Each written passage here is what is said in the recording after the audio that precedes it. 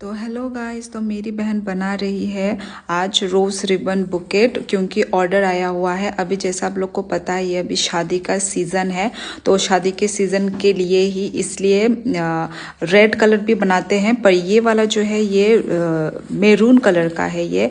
और अभी मेरी बहन ये रैपिंग पेपर चूज़ कर रही है कि किसके साथ, मतलब इस मैरून कलर फ्लावर के साथ कौन सा अच्छा लगेगा।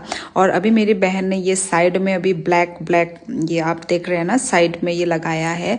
फिर अभी ये सेकंड स्टेप ऐसे करके डिज़ाइन किया है, क्योंकि अब शादी में यदि किसी को गिफ्ट देना है तो थोड़ा हेवी, थोड़ा क्लासी दिखने के लिए थोड़ा बड़ा लुक दिया है।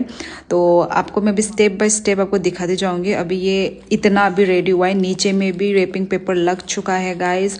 अभी लास्ट में आप लोगों को फाइनल लुक दिखाऊंगी गाइस। सो आप लोगों को यदि अच्छा लग रहा है, यदि आप लोगों को ऑर्डर करना है तो प्लीज़ DM कीजिए गाइस। सो बाय बाय। और कैसा लगा आपको ये रोज़ बुकेट मेरी बहन का, प्लीज़ कमेंट करके ज़रूर बताना।